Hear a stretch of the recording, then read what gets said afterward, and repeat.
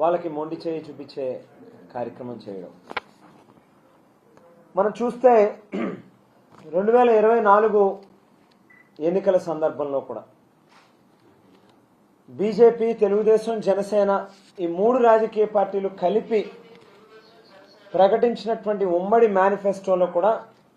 చాలా స్పష్టంగా ప్రతి ఏడాది జనవరి 1వ తేదీ నాడు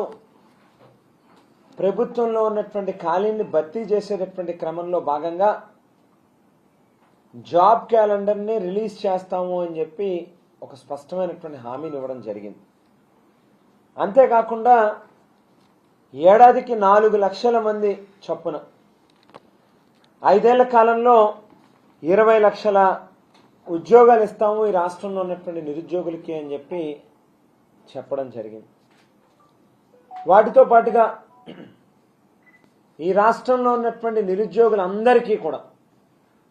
నెలకి 3,000 రూపాయల చొప్పున ప్రతి ఒక్కరికి కూడా నిరుద్యోగ భృతి ఇస్తాను అని చెప్పి కూడా హామీని ఇచ్చినటువంటి కార్యక్రమం మనం చూసాం. కానీ ఎక్కడా కూడా ఈ హామీలను నెరవేరుస్తూ ఉన్నటువంటి పరిస్థితి మాత్రం కనిపించడం లేదు. మనం గమనిస్తే ఈ మధ్యకాలంలో శ్రీ లోకేష్ గారు తండ్రి గారి వారసత్వాన్ని తీసుకుని ఆయనకి వ్యక్తిగతంగా ఏ రకమైనటువంటి అర్హత లేనప్పటికీ కూడా రాజకీయాల్లోకి వచ్చి ఒక షాడో ముఖ్యమంత్రిగా అన్ని శాఖల్ని ఆయన కంట్రోల్లో పెట్టుకుని నడుపుతా ఉన్నటువంటి లోకేష్ గారు మొన్నటి రోజు ఉగాది సందర్భంగా ఏదైతే ఎన్నికల్లో హామీని ఇచ్చామో ఆ హామీని నెరవేర్చేస్తున్నాము, జాబ్ క్యాలెండర్ని రిలీజ్ చేస్తున్నాము అని చెప్పి ఒక హంగామాని సృష్టించి ఒక జాబ్ క్యాలెండర్ రిలీజ్ చేయడంతోనే ఏదో అపాయింట్మెంట్ ఆర్డర్లు ఇచ్చేసినంత బిల్డప్లు ఇస్తూ పెద్ద ఎత్తున ప్రచారానికి తెరలేపినటువంటి పరిస్థితి మనం గమనిస్తూ ఉన్నాం. ఉగాది రోజు మన పెద్దల నుంచి కూడా ఏదైతే షడ్రుచులతో ఓ చక్కటి ఉగాది పచ్చడిని తీసుకుని అందరం కూడా ఇంట్లో కుటుంబ సభ్యులు అందరూ కూడా తింటాం. కానీ లోకేష్ గారు ఈ రాష్ట్రంలో ఉన్నటువంటి నిరుద్యోగుల నోట్లో ఉగాది పచ్చడి కాకుండా నోట్లో మట్టి కొట్టాడని చెప్పి చెప్పుకోవాల్సినటువంటి అవసరం ఉంది. ఎందుకోనంటే ఒక పక్కన ఏదైతే స్పష్టంగా అసెంబ్లీలో ప్రతి ఏడాది కూడా ఈ బడ్జెట్ సమావేశాల సందర్భంలో ఆర్థిక శాఖ ఫైనాన్స్ డిపార్ట్మెంట్ వాళ్ళు ద్రవ్య విధాన పత్రం అనేటువంటిది ప్రవేశపెడతారు. అందులో చాలా క్లియర్గా మనకు కనిపిస్తూ ఉంది 2024 మార్చి నాటికి, అంటే వైఎస్ఆర్ కాంగ్రెస్ పార్టీ ప్రభుత్వం నుంచి దిగిపోయే నాటికి ఈ రాష్ట్రంలో ప్రభుత్వ ఉద్యోగుల సంఖ్య 11,79,000 మంది ఉన్నారు అని చెప్పి అదే సందర్భంలో అదే ద్రవ్య విధాన పత్రంలో అసెంబ్లీ సాక్షిగా ఆర్థిక శాఖ వారు ఇచ్చినటువంటి లెక్కల ప్రకారం 2025 డిసెంబర్ నాటికి ఆ 11,79,000 ఏదైతే 2024 మార్చి నాటికి ఉన్నదో అది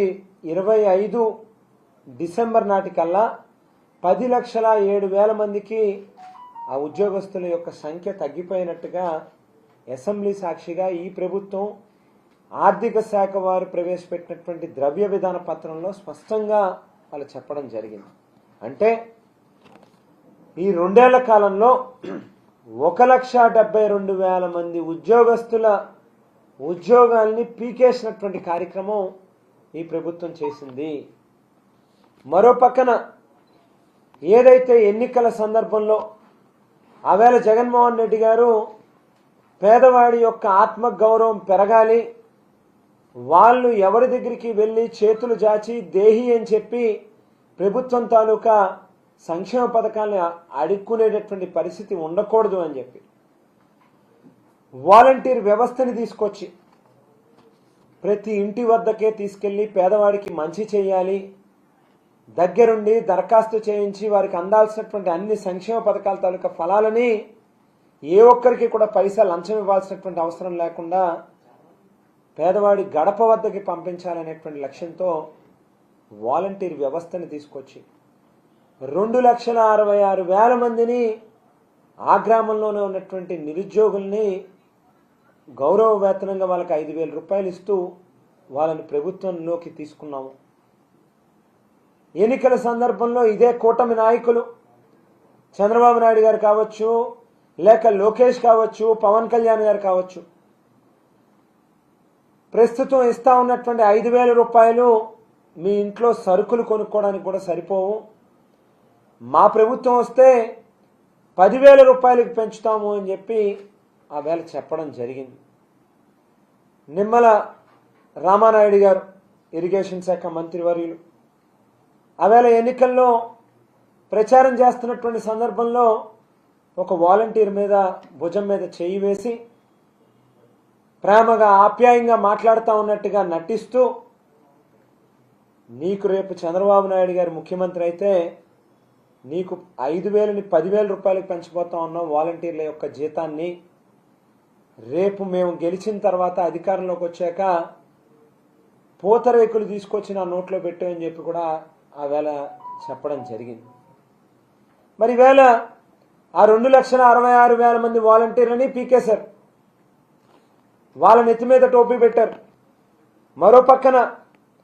అవుట్ సోర్సింగ్ వ్యవస్థలో పనిచేసేటటువంటి ఉద్యోగస్తులకు సంబంధించి మా ప్రభుత్వం దిగే నాటికి 96,675 మంది ఉంటే ఈవేళ ఆ సంఖ్య 87,681 మందికి తగ్గిపోయింది. అంటే అవుట్ సోర్సింగ్ వ్యవస్థలో పనిచేసేటటువంటి మరొక 9,000 మంది